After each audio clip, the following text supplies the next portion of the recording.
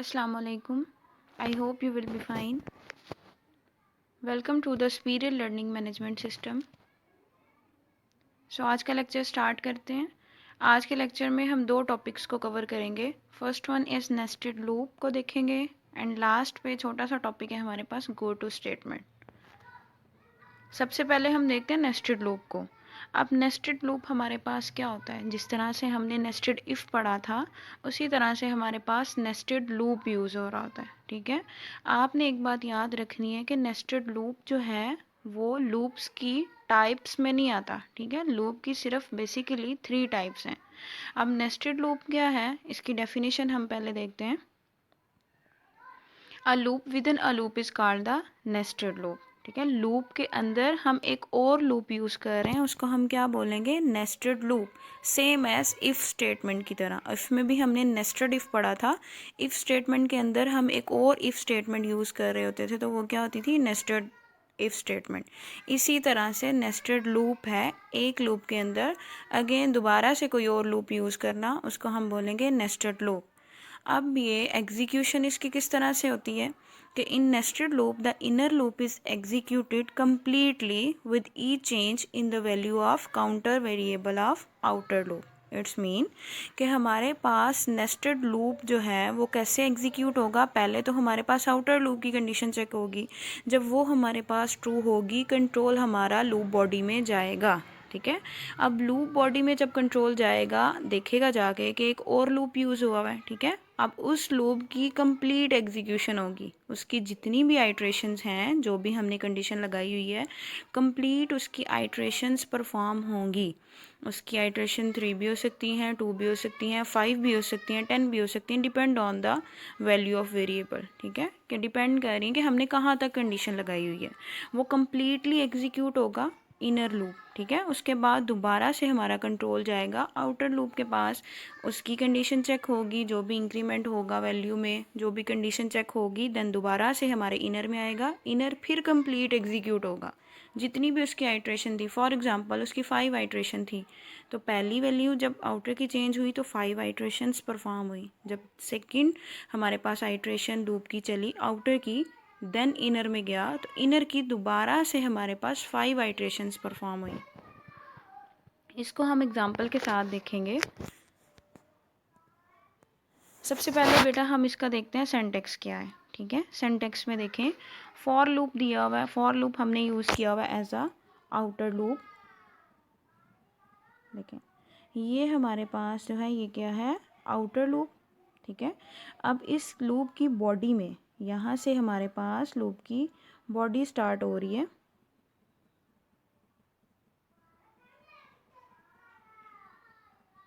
ये जो है हमारे आउटर लूप की बॉडी है। ठीक है, ये आउटर लूप की बॉडी। अब जब इस बॉडी के अंदर जाएगा कंट्रोल तो देखेगा इसके अंदर ये वाला एक और लूप यूज़ हुआ है। ठीक है, तो ये लूप हमारे पास क्या है, इनर लूप, एंड ये वाला लूप क्या है हमारे पास, आउटर लूप। ठीक है, अब इनर और आउटर लूप हमारे पास सेम भी हो सकते हैं, डिफरेंट भी हो सकते हैं, कोई भी लूप हम यूज़ कर सकते हैं। ठीक है, यहाँ पे हमने दोनों फॉर लूप यूज़ किए हुए हैं, दोनों फॉर लूप यूज़ किए हुए हमने। ठीक है, आउटर लूप हमारे पास जो है ये वाला, ये हमारे पास वाइल भी हो सकता है। ठीक है, वाइल भी हो सकता है और डू वाइल भी हो सकता है। ठीक है,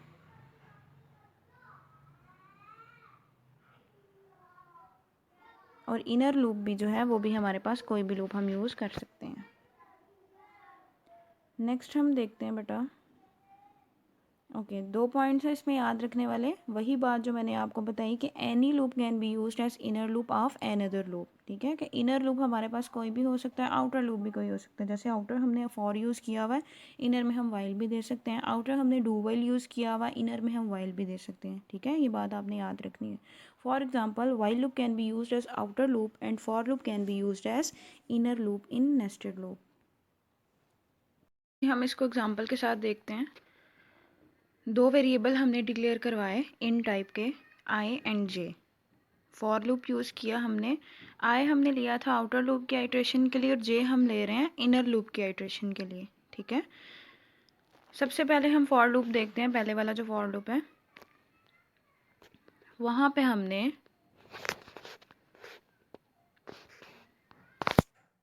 आई को इनिशियलाइज कराया 1 and I less than and equal to 2, मतलब कंडीशन लगा दी कि आई की वैल्यू तब जब तक 2 से छोटी रहेगी या 2 के बराबर होगी तब तक हमारा लूप ये एग्जीक्यूट होगा। और आगे हमने आई में इंक्रीमेंट कर दिया। ये था हमारा आउटर लूप। ठीक है, अब हम देखेंगे आउटर लूप की जो बॉडी यूज़ हो रही है। ठीक है, वो क्या है हमारे पास ये। अब जब कंट्रोल हमारा लूप बॉडी में आएगा, उसने देखा एक और दोबारा से लूप यूज़ हुआ है। ठीक है, तो इस लूप को हम क्या बोल रहे हैं, ये हमारे पास क्या है, इनर लूप। अब इनर लूप में भी हमने इसकी कंडीशन लगाएंगे। इनिशियलाइज किया जे को हमने 1 बाय 1 एंड कंडीशन लगाई J less than and equal to 3। J की वैल्यू तब जब तक 3 या 3 से छोटी रहेगी तब तक हमारे पास ये आइट्रेशंस परफॉर्म होंगी। और जे में हमने इंक्रीमेंट कर दिया बाय 1। अब इस लूप की बॉडी जो है वो है ये प्रिंटफ स्टेटमेंट। ठीक है, अब इस प्रिंटफ स्टेटमेंट में हमने एक मैसेज पास किया है आउटर। आगे हमने %d यूज़ किया। किसके %d यूज़ कर रहे हैं, तो ये अपना करस्पॉन्डिंग वेरिएबल चेक करेगा आई। ठीक है, अब आगे इनर हमने एक मैसेज पास किया। इनर के आगे क्या है, %d यूज़ किया अगेन हमने। ठीक है, फॉर्मेट स्पेसिफायर है इंटीजर वैल्यू का। अब यहाँ पे जब कंट्रोल आएगा तो अपना करस्पॉन्डिंग वेरिएबल चेक करेगा वैल्यू गेट करने के लिए, तो वो क्या है, जे। ठीक है, अब ये किस तरह से हमारे पास प्रिंट ऑफ स्टेटमेंट चलेगी और इसकी एग्जीक्यूशन कैसे होगी ये हम देखते हैं नेक्स्ट स्लाइड में। First iteration of outer and inner loop. अब हमारे पास क्या होगा, फर्स्ट आइट्रेशन होगी चलेगी आउटर की एंड फर्स्ट ही होगी हमारे पास इनर की। ठीक है, देखते हैं किस तरह से। फॉर लूप ये जो हमारे पास यूज़ हुआ पहले वाला फॉर लूप, वो हमारे पास क्या है, आउटर लूप। ठीक है, ये वाला।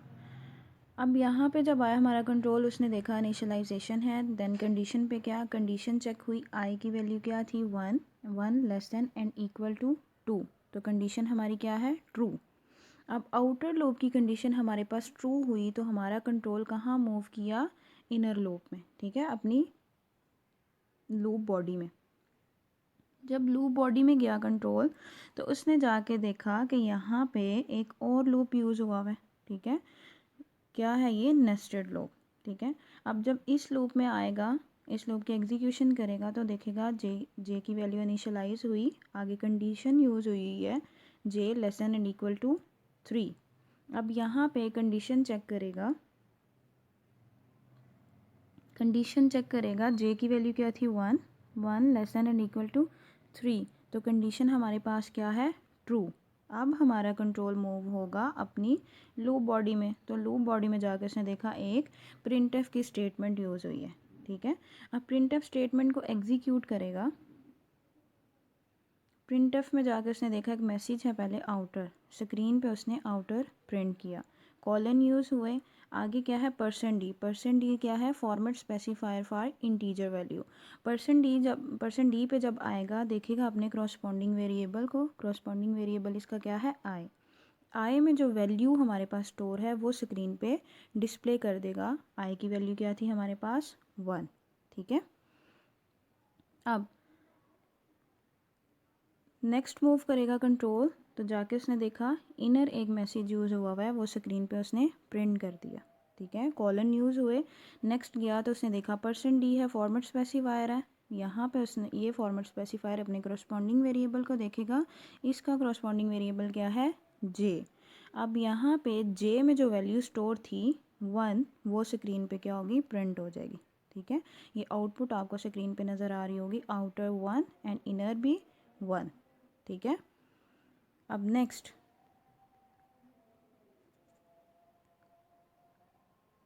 पे हमारे पास सेकंड आइट्रेशन है इनर की। हमने पढ़ा कि आउटर लूप की कंडीशन जब ट्रू हो जाती है, ठीक है, कंट्रोल हमारा लूप बॉडी में जाएगा, देखेगा नेस्टेड लूप यूज़ हुआ है, इनर लूप यूज़ हुआ है, तो इनर लूप हमारा कंप्लीट एग्जीक्यूट होगा। ठीक है, अब कंप्लीट कैसे एग्जीक्यूट होगा, कि तब तक एग्जीक्यूट होगा जब तक कि जे की वैल्यू छोटी रहेगी या बराबर रहेगी 3 के।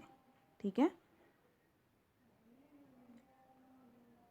अब देखें जी, अब कंट्रोल हमारा दोबारा से इसको प्रिंटफ को स्टेटमेंट को चलाने के बाद दोबारा से कहाँ चला गया था, इंक्रीमेंट डिक्रीमेंट में। उसने जाके जे की वैल्यू को इंक्रीमेंट किया, इंक्रीमेंट होने के बाद दोबारा से हमारी वैल्यू गई इनिशियलाइजेशन में यहाँ पे, ठीक है। तो जे की वैल्यू क्या हो चुकी है 2, आई की वैल्यू अभी क्या थी 1 ही थी, क्योंकि आउटर की तो अभी एक ही आइट्रेशन परफॉर्म हुई है। जे की वैल्यू क्या है यहाँ पे 2। अब कंडीशन चेक होगी यहाँ पे 2 less than and equal to 3, ठीक है। तो कंडीशन क्या है हमारी ट्रू। ट्रू होने के बाद कहाँ जाएगा कंट्रोल, लूप बॉडी में। लूप बॉडी में जाके उसने देखा अगेन प्रिंटफ स्टेटमेंट यूज़ हुई है। प्रिंटफ स्टेटमेंट में पहले उसने देखा मैसेज पास हुआ उसके पास आउटर, आउटर को उसने क्या किया स्क्रीन पे डिस्प्ले करा दिया, ठीक है।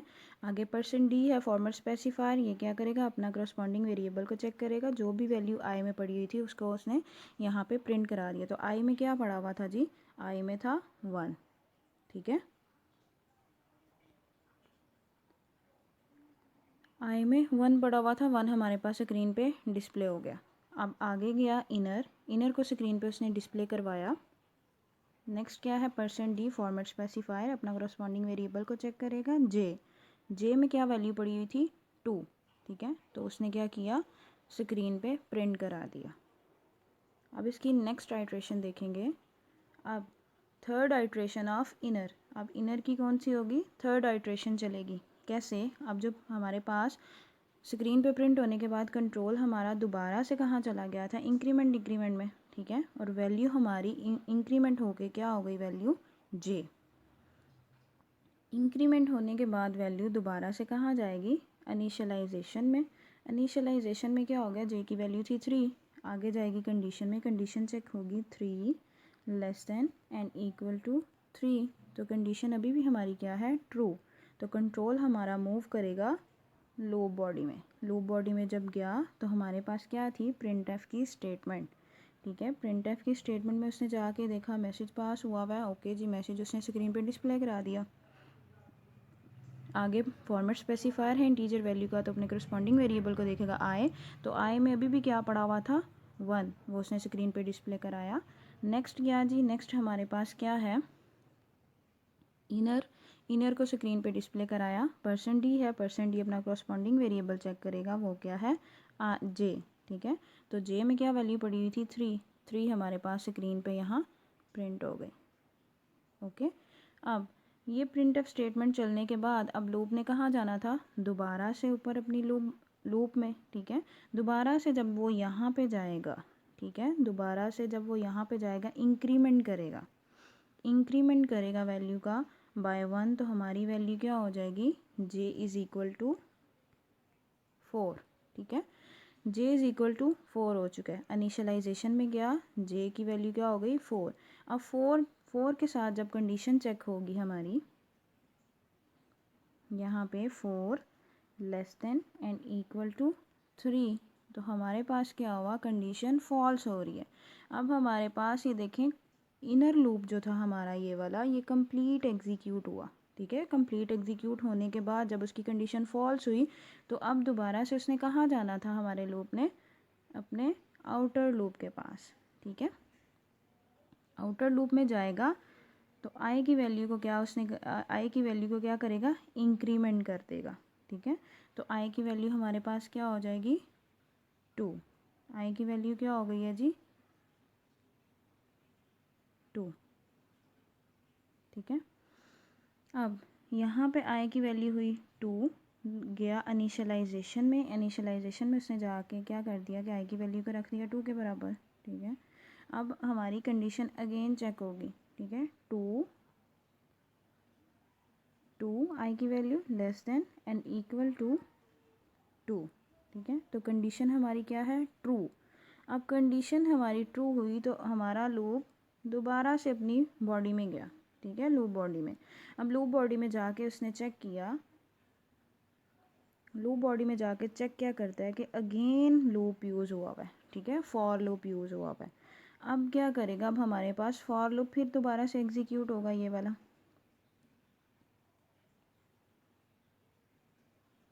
फॉर लूप एग्जीक्यूट हुआ तो जे की वैल्यू क्या है 1, कंडीशन चेक होगी। अब 1 less than and equal to 3, तो मेरे पास क्या हुआ, कंडीशन हो रही है ट्रू। तो लूप हमारा मूव करेगा अपनी कंट्रोल लूप बॉडी में। लूप बॉडी में गया तो प्रिंटफ की स्टेटमेंट है, प्रिंटफ की स्टेटमेंट एग्जीक्यूट हुई, मैसेज पास हुआ है आउटर, तो स्क्रीन में आउटर प्रिंट हो गया। ठीक है, आगे क्या है, %d फॉर्मेट स्पेसिफायर यूज़ हुआ है। फॉर्मेट स्पेसिफायर अपना करस्पॉन्डिंग वेरिएबल चेक करेगा आर्गुमेंट लिस्ट में, उसने जाके देखा कि आई है, आई में क्या वैल्यू पड़ी हुई थी 2, तो 2 को उसने यहाँ पे स्क्रीन पे प्रिंट करा दिया। ठीक है,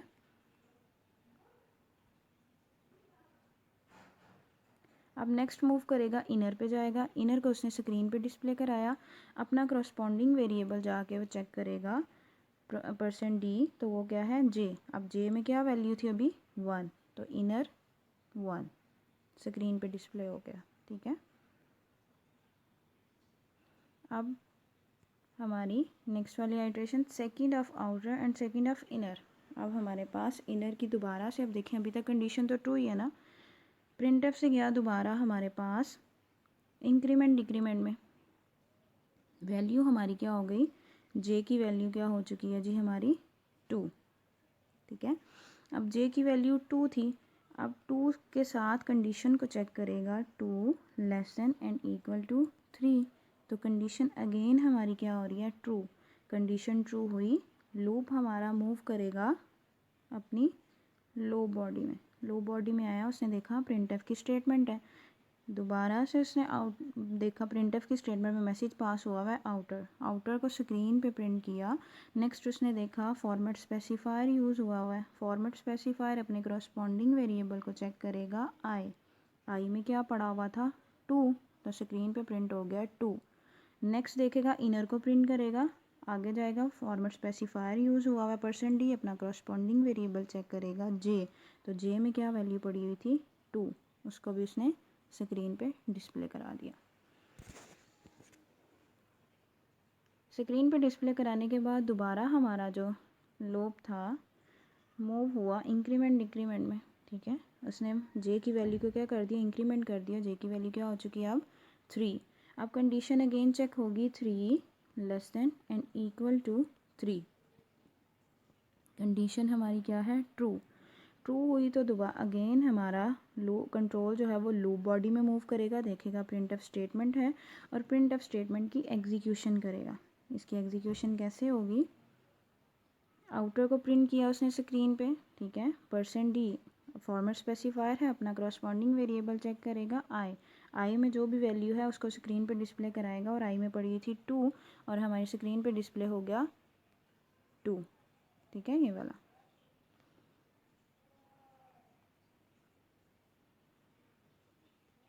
आगे गया इनर का, में एक मैसेज था वो उसने स्क्रीन पे डिस्प्ले कराया, ये वाला लास्ट वाला इनर।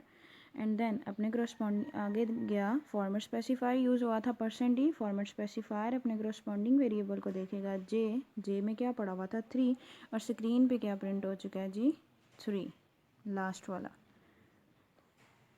इसी तरह से अब दोबारा हमारा ऊपर जाके इंक्रीमेंट होगा, वैल्यू में जब इंक्रीमेंट हो गया j++, तो वैल्यू क्या हो चुकी है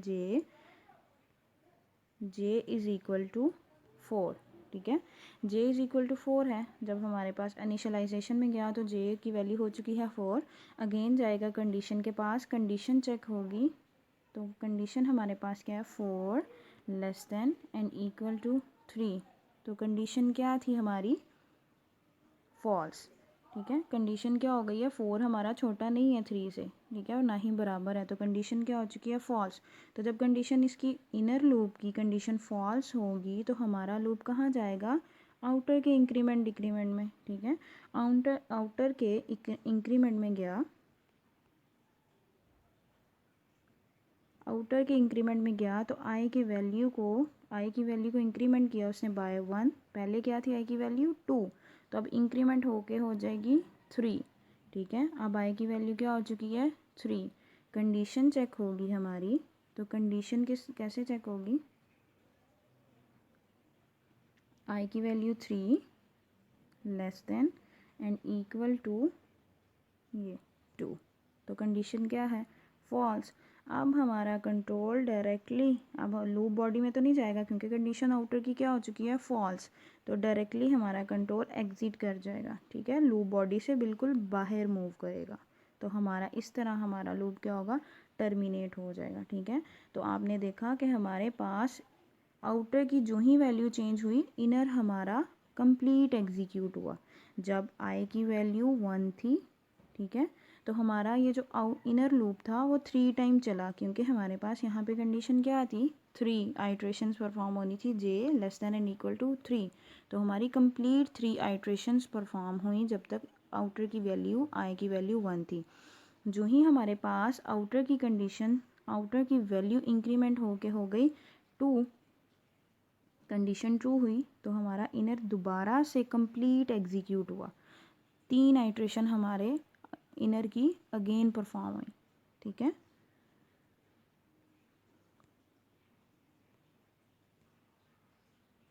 ओके जी, नेक्स्ट हम देखेंगे गो टू स्टेटमेंट। अब हमारे पास गो टू स्टेटमेंट एक ऐसी स्टेटमेंट है जो अनकंडीशनली ट्रांसफ़र करती है कंट्रोल को, ठीक है, क्या करती है, unconditional transfer of control.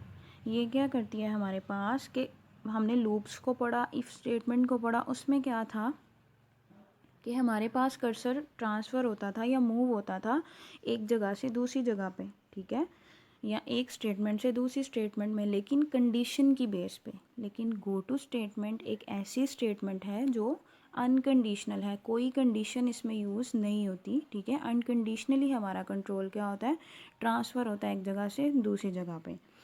The go-to statement is used to perform an unconditional transfer of control to a named label. इसमें एक label use होता है, ठीक है।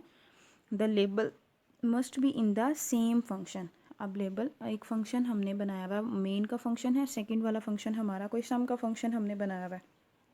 लेबल हमने मेन के फंक्शन में दिया हुआ है, लेकिन उसको कॉल जो हमने यूज़ किया हुआ है या कॉल किया हुआ है उसको सेकंड फंक्शन में, वहाँ पे इसकी एग्जीक्यूशन नहीं होगी, ठीक है। इसके लिए ज़रूरी है कि लेबल भी और ये जो स्टेटमेंट हम यूज़ कर रहे हैं वो दोनों एक ही फंक्शन में हो, ठीक है। A label is meaningful only to a go to statement, ठीक है, लेबल हमारे पास ओनली वर्क करेगा गो टू स्टेटमेंट के लिए।